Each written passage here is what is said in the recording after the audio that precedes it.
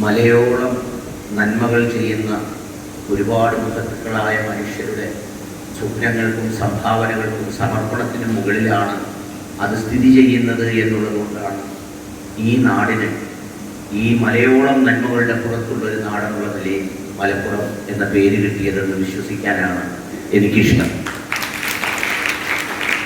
അത് നിലനിർത്തിക്കൊണ്ടു പോകേണ്ട ബാധ്യത നിങ്ങൾക്ക് കൂടിയുണ്ട് എന്ന് ഓർമ്മപ്പെടുത്താനാണ് ഞാനിത് പറഞ്ഞത്.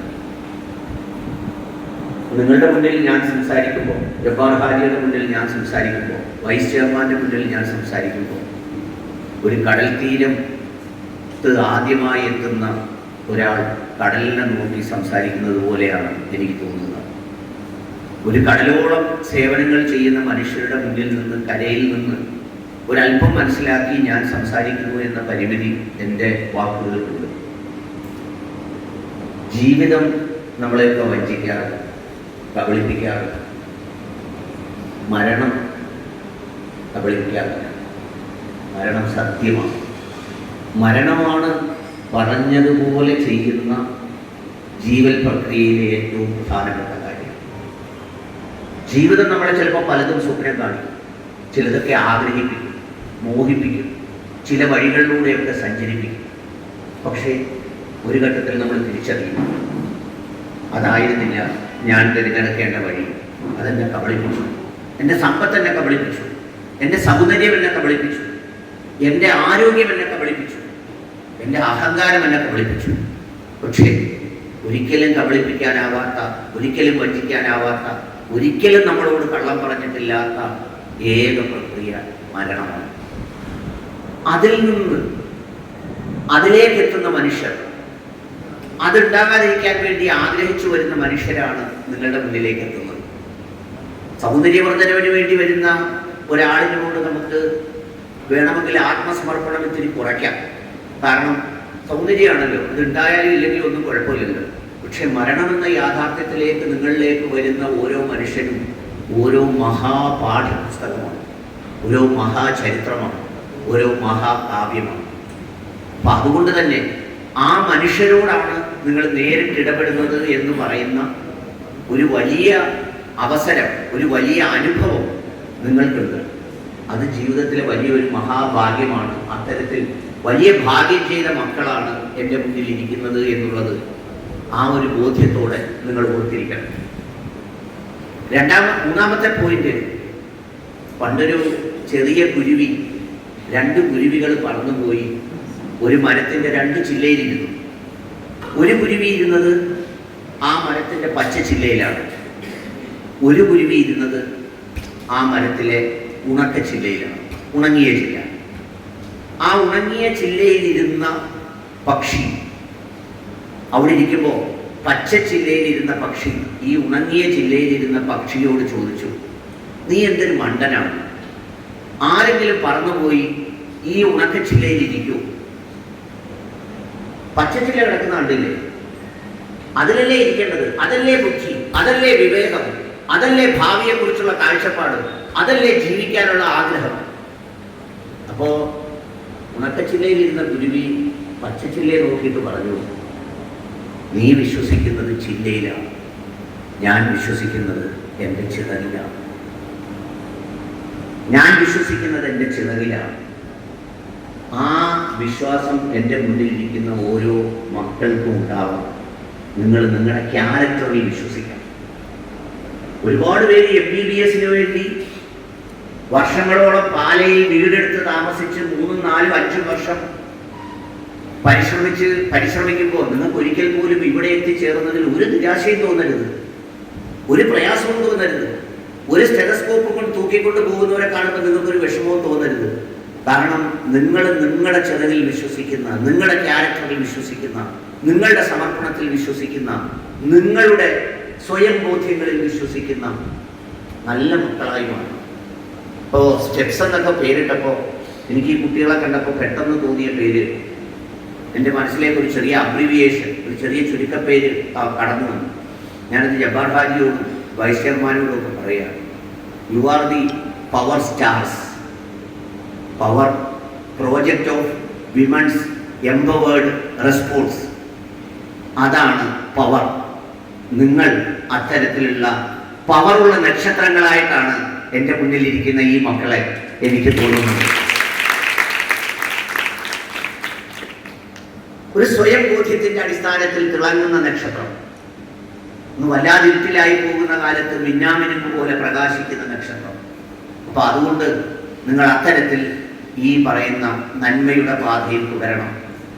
ഇപ്പോ ജബ്ബാർ ഹാജി ഈ പ്രസന്റേഷൻ കാണിച്ചപ്പോൾ സത്യത്തിൽ 10,000-കണക്കിന് ആളുകൾ പ്രാർത്ഥിക്കുന്ന മസ്ജിദിനേക്കാൾ ഒരുപക്ഷെ ഈ പറഞ്ഞ 1000-കണക്കിന് മനുഷ്യർക്ക് എന്താ ഒരു മസ്ജിദിൽ പ്രസംഗിക്കാൻ പോകുന്നവരെന്തൊക്കെയാ പ്രാർത്ഥിക്കാറുള്ളത്?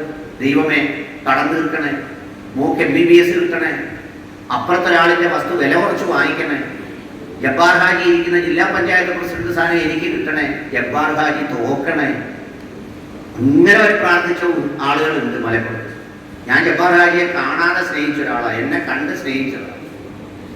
ഞാൻ ജബ്ബാർ ഹാജിയെ കാണാതെ സ്നേഹിച്ച ഒരാളാണ്. ഒരാളിനെ ഇങ്ങനെ തോൽപ്പിക്കാൻ വേണ്ടി എല്ലാവരും കൂടി ശ്രമിക്കുന്നു എന്ന് പറഞ്ഞപ്പോൾ ഞാൻ വിചാരിച്ചെന്നാൽ ജയിപ്പിക്കാൻ വേണ്ടി ഞാൻ ശ്രമിക്കാമെന്ന് വിചാരിച്ചു. അങ്ങനെ പ്രാർത്ഥിക്കുന്നതാണ് ഒരു മസ്ജിദിൽ. ഞാൻ ദൈവത്തെക്കുറിച്ച് ഓർക്കുമ്പോൾ വിചാരിക്കാറുണ്ട്, ഈ ദൈവം കേൾക്കുന്നത് എന്തൊക്കെയായിരിക്കും. ദൈവം ഒരു മനുഷ്യനെ പോലെ ആയിരുന്നെങ്കിൽ ഭ്രാന്തെടുത്ത് മരിച്ചു പോയത്. നമ്മളിപ്പോൾ വീട്ടിൽ ചെല്ലുമ്പോൾ ഉമ്മ അങ്ങനെ പറയുന്നു, ഉപ്പ ഇങ്ങനെ പറയുമ്പോൾ നമ്മളിതെല്ലാം കൂടി പറഞ്ഞിട്ട് പറയത്തില്ല എനിക്ക് ഭ്രാന്തെടുക്കുന്നു, ഞാനിതൊന്നും കേൾക്കുന്നില്ല എന്ന് പറയും. ദൈവത്തിനോട് എന്തോ ഒരു ക്ഷമയുള്ളതായിരിക്കും ദൈവം. അപ്പൊ ആ വരുന്നത് എന്തെല്ലാ തരത്തിലെ പ്രാർത്ഥനകളാണ്. പക്ഷേ ഈ പ്രാർത്ഥനാ ക്ഷേത്രത്തിൽ, ഈ സേവന ക്ഷേത്രത്തിൽ വരുന്നവർക്ക് ഒറ്റ പ്രാർത്ഥനയേ ഉണ്ടാവുള്ളൂ. ഒറ്റ ഒരു പ്രാർത്ഥന. എന്ത് വേണം? ജീവിതം നീട്ടിക്കിട്ടണം. അപ്പൊ അതുകൊണ്ട് ആ ഒരൊറ്റ പ്രാർത്ഥനയുള്ളൂ. അതുകൊണ്ട് എൻ്റെ മക്കൾ എന്നെ കേൾക്കുന്ന, എനിക്കും ഈ പ്രായത്തിലുള്ള മക്കളുണ്ട്. എൻ്റെ മോളെ കുറിച്ച് എനിക്ക് വലിയ അഭിമാനം തോന്നിയത് ഞാൻ പറയാം, അവളോട് ഞാൻ നേരിട്ട് പറഞ്ഞിട്ടില്ല. അവളുടെ പരീക്ഷയുടെ തലേന്നാൾ ഈ കാഴ്ചശക്തി ഇല്ലാത്ത ചിലർക്ക് വേണ്ടി പരീക്ഷ എഴുതുമല്ലോ, അങ്ങനെ പൊയ്ക്കോട്ടെ വാപ്പി നീ, നമ്മൾ നീ ധൈര്യമായിട്ട് പോകാം, നീ നാളത്തെ പരീക്ഷയ്ക്ക് തോറ്റാലും എനിക്ക് പ്രയാസമില്ല, പക്ഷെ ഇന്ന് നീ ആ പഠിക്കുന്ന ഒരാളിന് ഉപകാരം ചെയ്തു കൊടുക്കാൻ കഴിഞ്ഞാൽ അതാണ് എൻ്റെ ഏറ്റവും അഭിമാനം ഉണ്ടാക്കുന്ന സാധനം. അതുകൊണ്ട് നിങ്ങൾ മലപ്പുറത്തിൻ്റെ അഭിമാന നക്ഷത്രങ്ങളായി വളർന്നു വരണം. നിങ്ങളെ നയിക്കാൻ നല്ലൊരു ആളും. നിങ്ങൾ ഒരു കാര്യം കൂടി ഓർത്തോളൂ, ഞാൻ സമയമില്ലെങ്കിലും പറയാതിരിക്കാൻ തോന്നുന്നു, ഒത്തിരി പറയാനുണ്ട് നിങ്ങളോട്. എനിക്ക് നിങ്ങളോട് സംസാരിക്കുന്നത് ഭയങ്കര ഇഷ്ടമാണ്. അതായത് ഈ അടുത്ത സമയത്ത് മോഹൻലാലിൻ്റെ മകൾ ഇങ്ങനെ ആദ്യ സിനിമയിൽ എല്ലാവരും തലവിളിക്കുന്നുണ്ടല്ലേ, അങ്ങനെ എൻ്റെ പ്രിവ്യൂ കണ്ടതാണ്. ഈ മോഹൻലാലും മമ്മൂട്ടിയൊക്കെ സൂപ്പർ സ്റ്റാറായിട്ട് നിൽക്കുന്നത് എന്താണെന്നറിയോ? അവരുടെ അഭിനയപാഠവും മാത്രമല്ല, the way in which they are conducting themselves. അവരുടെ ക്യാരക്ടറിനെ, അവരുടെ സ്വഭാവത്തെ, അവരുടെ പേഴ്സണാലിറ്റിയെ അവരങ്ങനെ തന്നെ നിർത്തിയേക്കുന്നത് കൊണ്ടുകൂടിയാണ് അവർ സൂപ്പർ സ്റ്റാറായിട്ട് നിൽക്കുന്നത്. അപ്പം നമ്മളുടെ സൂപ്പർ സ്റ്റാർ പദവി നമ്മുടെ ക്യാരക്ടറാണ്. മലപ്പുറത്തെ കുട്ടികളെ ഇപ്പോൾ ഭയങ്കര പണ്ടൊക്കെ പറയുന്നത് കറുത്ത തുണിയിൽ പൊതിഞ്ഞ് അടുക്കളയിൽ വെച്ച് പാചകം ചെയ്യുന്നതെന്നൊക്കെ പറഞ്ഞാൽ ഇപ്പോൾ ഫ്ലൈറ്റിൽ, ഏത് രാജ്യത്തേക്ക് പോകുന്ന ഫ്ലൈറ്റിലും കുറഞ്ഞതൊരു 5 പെൺകുട്ടികളെങ്കിലും മലപ്പുറത്ത് നിന്നുണ്ടാകുമെന്ന് പറയുന്നത് ഒരു ചരിത്രത്തിന്റെ പ്രതികാരമാണത്. അതൊരു ചരിത്രത്തിന്റെ പ്രതികാരമാണ്. അങ്ങനെ പോകുമ്പോൾ എവിടൊക്കെ പോയി നരകം വാങ്ങിക്കാൻ പോവുകയാണെന്ന് പറഞ്ഞ് സന്തോഷത്തോടെ കാത്തിരിക്കുന്ന ചിലരുണ്ട്. അവരുടെ മുന്നിൽ നിങ്ങൾ ഈ ഭൂമിയിലും നാളെ പരലോകത്തും സ്വർഗത്തിന്റെ ആളുകളായി മാറുന്ന ഒരു കാഴ്ച കാണിപ്പിച്ചു കൊടുക്കാനുള്ള ബാധ്യത നിങ്ങൾക്കുണ്ട്. അതുകൊണ്ട് ആ ഓർമ്മകൾ നിങ്ങളുടെ മനസ്സിലുണ്ടാവണം. നിങ്ങളെ നയിക്കാൻ ജബ്ബാർ ഹാജിയെ പോലെയുള്ള മനുഷ്യരുണ്ട്, വളരെ ദീർഘദർശിയായ ആളുകൾ, കാഴ്ചപ്പാടുള്ള മനുഷ്യർ. ഞാൻ ജബ്ബാർ ഹാജിയെ ഞാൻ നേരത്തെ പറഞ്ഞില്ലേ, വളരെ കുറച്ച് സമയം ഞങ്ങൾ കണ്ടിട്ടുള്ളൂ, മിണ്ടിയിട്ടുള്ളൂ, ഞാൻ അറിഞ്ഞിട്ടുള്ളൂ. പക്ഷെ ഞാൻ ഒരുപാട് പേരിൽ നിന്ന് കേട്ട ഒരു ജബ്ബാർ ഹാജിയുണ്ട്. വളരെ കാലിക ഗൗരവത്തോടെ, സുതാര്യതയോടെ കാര്യങ്ങളെ സമീപിക്കുന്ന ഒരു വലിയ നേതാവ്, ഒരുപാട് പ്രതീക്ഷയുള്ളവരാണ്. അപ്പം അതുകൊണ്ട് അദ്ദേഹത്തിൻ്റെയൊക്കെ നേതൃത്വത്തിൽ നടക്കുന്ന ഈ സ്ഥാപനം വളരെ ഉയരത്തിലേക്ക് എത്തും. ഇനി ഇതിന് എനിക്ക് എന്താണ് ചെയ്യാൻ കഴിയുക എന്ന് ഞാനിങ്ങനെ ചിന്തിച്ചപ്പോൾ, ഞങ്ങൾ കൂടെ KSIക്ക് ഒരു സോപ്പ് ഫാക്ടറിയാണ്, കേരള സാൻഡൽ എന്നാണ് ഞങ്ങളുടെ സോപ്പിൻ്റെ പേര്. സർക്കാർ സോപ്പ് ആയതുകൊണ്ട് അത് അധികം നിങ്ങളുടെ കയ്യിൽ നിന്ന് എത്തിയിട്ടുണ്ടാവില്ല. അപ്പോൾ ഞങ്ങളുടെ മന്ത്രി കുഞ്ഞാലിക്കുട്ടി സാറാണ്. കുഞ്ഞാലിക്കുട്ടി സാറിന് മലപ്പുറത്തിന് പരിചയപ്പെടുത്തേണ്ട കാര്യമില്ല. പ്രായോഗിക രാഷ്ട്രീയത്തിൽ വളരെ നിമിഷങ്ങൾ കൊണ്ട് തീരുമാനങ്ങൾ എടുക്കാൻ കഴിവുള്ള ഒരു കാലത്തിൻ്റെ നേതാവാണ് അദ്ദേഹം. അപ്പോൾ അദ്ദേഹത്തോടൊക്കെ ഞാനിങ്ങനെ പ്രാഥമികമായി സംസാരിച്ചു വെച്ചിട്ടുണ്ട്. എന്താണെന്ന് വെച്ചാൽ, നമ്മുടെ ഈ സോപ്പിനകത്തുനിന്ന് ഒരു നിശ്ചിതമായ തുക പാവപ്പെട്ടവർക്കും അഗതികൾക്കും വേണ്ടി മാറ്റി വെക്കുക ഓരോ സോപ്പ് വിൽക്കുമ്പോഴും. എന്നിട്ട് ആ സോപ്പിൻ്റെ ക്യാപ്ഷൻ ഞങ്ങളുടെ സോപ്പിട്ട് കുളിച്ചാൽ മനസ്സും ശരീരവും ഒരുപോലെ ശുദ്ധമാകും എന്നതാണ് അതിൻ്റെ ഒരു സന്ദേശം. ശരീരം മാത്രം ശുദ്ധമായാൽ പോരാ, മനസ്സും ശുദ്ധമാവണ്ടേ. അപ്പോൾ അതിലൊരു തുക മാറ്റിവെക്കും. നിങ്ങളോടൊപ്പം ഞാൻ ഉണ്ടാവും. ഞാൻ അവസാനിപ്പിക്കുന്നു. ഇൻഷാ അല്ലാഹ് ഇനിയും നമുക്ക് കാണാം, വിശദമായി സംസാരിക്കാം, നിങ്ങളോടൊപ്പം ഇരിക്കാം. നന്ദി. ജയ് ഹിന്ദ്.